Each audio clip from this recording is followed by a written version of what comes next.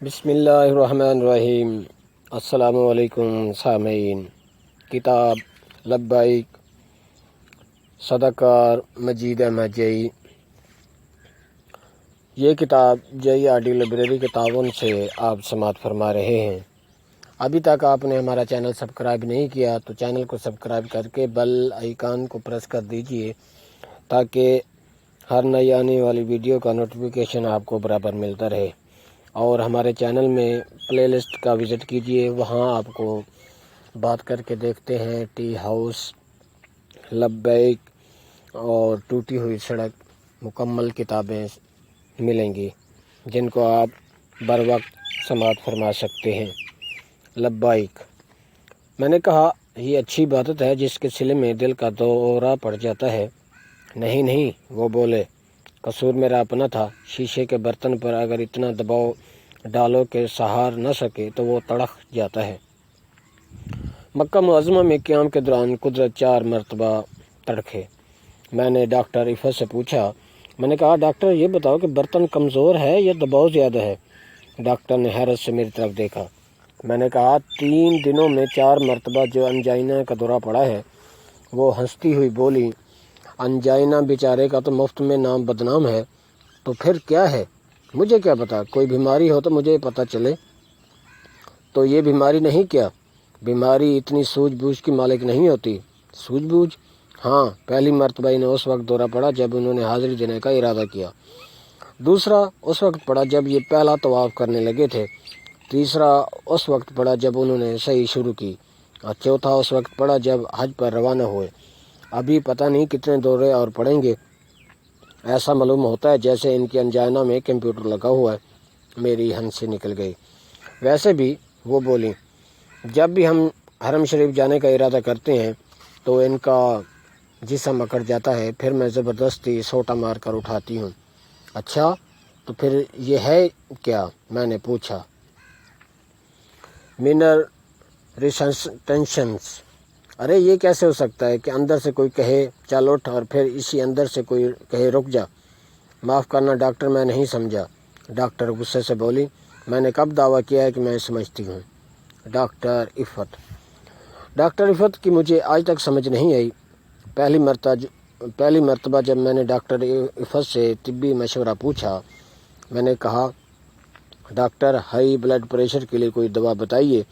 بولی، تارا میرا کے بیج تلی بھر نہار منہ کھاؤ، صرف 3 دن۔ میں نے حیرت سے ڈاکٹر کی طرف دیکھا، پھر میری ہنسی نکل گئی۔ عفت، آپ ڈاکٹر ہیں کہ پنساری؟ میں نے کہا ڈاکٹر عفت جب ہینگ میں تھیں تو پاکستان سے تر پھل منگوایا کرتی تھیں۔ 5 روپے کے تر پھل پر 35 روپے کرایہ لگتا تھا۔ مکہ میں وہ مجھے ساتھ لے کر اسبگول تلاش کرتی پھریں کیونکہ قدرت کے پیٹ میں خرابی تھی۔ میں نے کہا ڈاکٹر، اسبگول تو پنساری کی دکان پر ملے گا، آپ کیمسٹوں کی دکان پر ڈھونڈ رہی ہیں۔ عفت بولیں، اب انہوں نے اسبگول کو بیٹل کر لیا ہے، نام ہے اسبگول۔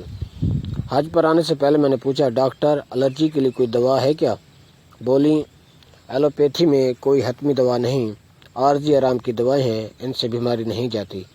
آپ فلاں آیت کا ورد کیا کریں، انشاءاللہ شفا ہوگی، میری آزمودہ ہے۔ میں نے کہا ڈاکٹر آہستہ بولیے، اگر میڈیکل کونسل کے کسی رکن نے سن لیا تو وہ آپ کا لائسنس ضبط کر لیں گے۔ یہ کہہ کر میں نے کہکا مار کر ہنسا۔ ڈاکٹر عفت دوسروں کے کہکوں سے نہیں گھبراتی، وہ اپنے خیالات اور بلیفز پر شرمسار نہیں ہوتی۔ ایک بار لندن میں کسی انگریز نے ڈاکٹر عفت سے پوچھا، آپ مسلمان سور کیوں نہیں کھاتے؟ ڈاکٹر عفت بولی، یہ بتائیے آپ کتا کیوں نہیں کھاتے؟ انگریز یہ سن کر بوکھلا گیا، بولا، میں نے اس کے بارے میں کبھی نہیں سوچا۔ عفت نے کہا، میں نے بھی سور کے بارے میں کبھی نہیں سوچا۔ میں سور اس لیے نہیں کھاتی کہ میرے اللہ کا حکم ہے سور مت کھاؤ۔ 2 سال پہلے ڈاکٹر عفت ہومیوپیتھی کا مطالعہ کر رہی تھیں، پھر لاہور کے نور بابا کے طریقے علاج سے اس قدر متاثر ہوئیں کہ انہوں نے فیصلہ کر لیا کہ نور بابا کے طریقے علاج کو اپنا لیں گی، کیونکہ نور بابا کے پاس پرانی پراسرار بیماریوں کے ایسے مریض آتے ہیں جنہیں ڈاکٹر انکلیوریبل قرار دے چکے ہوتے ہیں، اور حیرت کی بات ہے کہ ان میں سے 40% صحت مند ہو جاتے ہیں۔ حالانکہ نور بابا صرف خوراک کے ذریعے علاج کرتے ہیں۔ ان کا کہنا ہے کہ خوراک میں جو دوا کا عنصر ہوتا ہے وہ خالص دوا کی نسبت زیادہ پر اثر ہوتا ہے۔ نور بابا کے نظریے نے ڈاکٹر عفت کو بہت متاثر کیا ہے۔ کہیے آپ کی سمجھ میں بات آئی؟ میری سمجھ میں تو نہیں آئی۔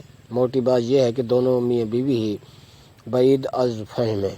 مثلا شادی کے بعد آج تک دونوں میں ایک بات پر جھگڑا ہے جو شاید کبھی طے نہ ہو پائے۔ قدرت کہتے ہیں جب میں نے پہلی مرتبہ عفت کو دیکھا تو وہ ملیشیا کا سوٹ پہنے سلائی کی مشین چلا رہی تھی۔ ڈاکٹر کہتی ہیں ملیشیا کا سوٹ میں نے زندگی بھر نہیں پہنا۔ قدرت کہتے ہیں ملیشیا کا سوٹ نہ پہنا ہوتا تو میں کبھی شادی کے لیے تمہارا چناؤ نہ کرتا۔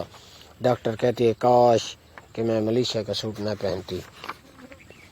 قدرت کہتے ہیں نہ پہنتی تو اتنا بڑا اعزاز کیسے حاصل ہوتا۔ ڈاکٹر کہتی ہیں CSP کی بیوی ہونے کے عذاب سے بچ جاتی۔ بہرحال ڈاکٹر کی بات میری سمجھ میں نہ آئی اور میں سوچتا رہا کہ ایسا کیوں ہوتا ہے کہ جب بھی کوئی اہم مقام آتا ہے قدرت کو دورہ پڑ جاتا ہے۔ جب بھی حرم جانے کا وقت آتا ہے ان کے اعضاء اکڑ جاتے ہیں۔ سوچتا میں ہوٹل سے باہر نکل گیا۔ چور اور گٹھڑی۔ السلام علیکم۔ ایک ہندوستانی وضع کے بڑے میاں نے مجھے چمکا دیا۔ وہ بڑے مزے میں تھے، ہاتھ میں تسبیح چل رہی تھی، منہ میں پان چل رہا تھا۔ آپ پان ساتھ لائے ہیں؟ میں نے پوچھا۔ نہیں تو۔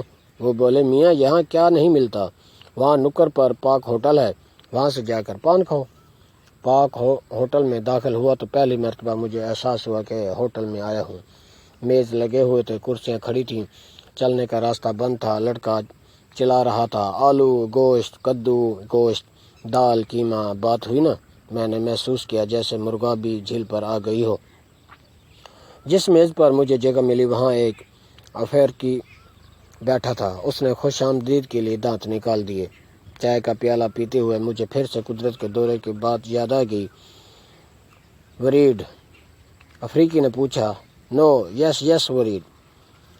Same thing wrong you I mean with you? No, میں نے کہا۔ انگینا کمپائنن ہالٹ دورہ آئی مین طواف فٹ۔ افریقی ہنسنے لگا، پھر سر نفی میں ہلاتے ہوئے بولا او نو وری وائی ناٹ؟ میں نے کہا where there is gold there is thief, he must be gold. افریقی نے دانت نکال کر میری طرف دیکھا۔ گٹھڑی میں لاگو چور مسافر جاگ ذرا، گٹھڑی میں لاگا چور۔ ہوٹل کے ریڈیو سے کیسی ڈے کی آواز گونجی۔ میں چونکا۔ گٹھڑی اور چور کی بات ہے، میں نے سوچا، لیکن گٹھڑی اور چور کا بھید کیا ہے؟ گٹھڑی کون ہے؟ چور کون ہے؟ اللہ اکبر، مؤذن نے حرم کے مینار سے جواب دیا۔ دفتر مجھے خیال آیا کہ عفت اور قدرت دونوں مجھے ڈھونڈ رہے ہوں گے۔ چونکہ نماز کے وقت ہم اکٹھے ہوٹل سے مسجد جایا کرتے تھے، وہ دونوں فکر مند ہوں گے، یقیناً مسجد میں پہنچ چکے ہوں گے۔ میں دیوانہ وار اٹھا اور مسجد کی طرف بھاگا۔ حرم شریف میں پہنچ کر میں انہیں ڈھونڈنے لگا۔ حرم شریف میں کسی کو ڈھونڈنا آسان کام نہیں ہوتا۔ عورت۔ دفتر کسی نے میرا بازو پکڑ لیا۔ وہ دیکھو وہ چلایا۔ طواف میں عورتیں اور مرد گڈمڈ ہو رہے ہیں۔ افسوس کی بات ہے اگر یہ لوگ درمیان میں چھوٹی سی دیوار بنا دیتے تو ایک طرف عورتیں طواف کرتی ہیں، دوسری طرف مرد۔ کیوں صاحب، میں غلط کہہ رہا ہوں کیا؟ عورتیں؟ میں نے نظم و نسق صاحب کو پہچان کر کہا یہ کس عورت کی بات کر رہا ہے؟ کون سی عورتیں؟ میں نے حیرانی سے چاروں طرف دیکھا۔ ان 5 لاکھ زائرین میں جو اس وقت حرم میں موجود تھے ایک بھی عورت نہ تھی۔ ہمیں مکہ شریف میں آئے ہوئے 3 روز ہو چکے تھے، لیکن میں نے وہاں کوئی عورت نہ دیکھی تھی۔ سعودی عرب کے چھپے ہوئے اعداد و شمار کے مطابق زائرین کی کل تعداد 5 لاکھ تھی، جن میں سے 1.25 لاکھ عورتیں تھیں۔ وہ 1.25 لاکھ عورتیں کہاں چھپی بیٹھی تھیں؟ عورت کے متعلق میں بہت زود حس ہوں۔ جس طرح مینڈے کو آنے والی بارش کی بو آتی ہے، اسی طرح مجھے عورت کی بو آ جاتی ہے، لیکن جب سے میں نے مکہ معظمہ میں قدم رکھا تھا مجھے وہاں کوئی عورت دکھائی نہیں دی تھی۔ سوال یہ ہے کہ عورت کیا ہے؟ عورت نہ حسن ہے، نہ جنس ہے، نہ جسم ہے۔ کئی عورتیں آپ کے پاس سے گزر جائیں گی لیکن آپ کو خبر بھی نہ ہوگی۔ کوئی عورت آپ سے بہت دور کھڑی ہوگی اور آپ محسوس کریں گے کہ وہ عورت کھڑی ہے، جیسے وہ چلا چلا کر کہہ رہی ہو میں عورت ہوں، لوگوں میری طرف دیکھو میں عورت ہوں۔ تو عورت کیا ہے؟ ایک نشرگاہ، ایک جسم جس میں ایک ٹرانسمیٹر لگا ہو جو یہ نشر کرتا رہے میری طرف دیکھو میں عورت ہوں۔ ٹرانسمیٹر کے علاوہ عورت میں ایک کمپیوٹر گاہ ہوتا ہے جو مناسب موقع پر از خود ٹرانسمیٹر کو چلا دیتا ہے۔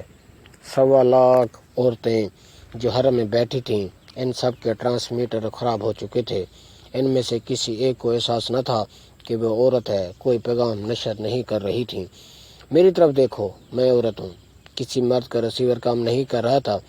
پھر پتہ نہیں نظم و نسق صاحب کیوں بار بار چلا رہے تھے، وہ دیکھو عورتیں اور مرد اکٹھے طواف کر رہے ہیں۔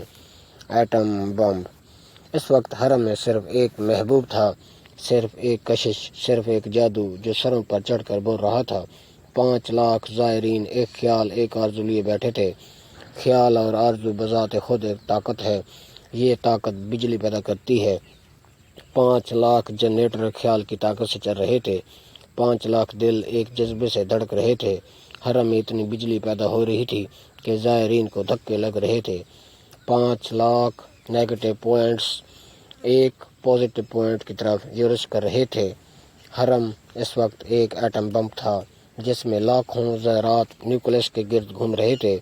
میری نگاہ کوٹھے کی طرح منعطف ہو گئی۔ نیوکلس سے وہی سر ابھرا، وہی مسکراہٹ، وہی بلاوا۔ میں بھاگا اور کوٹھے کے گرد یوں پھر لینے لگا جیسے وہ میری سواگرات ہو۔ یہ کتاب جئی آڈیو لائبریری کے تعاون سے آپ سماعت فرما رہے ہیں۔ آواز مجید احمد جئی کی ہے۔ اللہ حافظ۔